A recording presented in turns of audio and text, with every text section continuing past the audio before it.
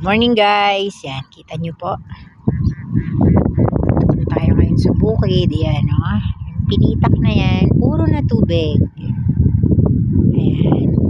Doon naman sa kabila, meron pang mga damo-damo. Dito, para sa dagat, ano. Ayan o. Wala siyang damo. Para siyang dagat. Sarap ng simoy ng hangin. Ayan, lakad tayo. Dito man o. Kabila.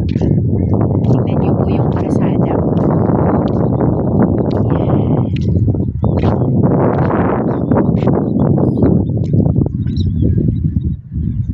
So, ganun tayo. Ayan. Punta po kayo dito sa bukid. Masarap pong maglakad dito. Ayan o.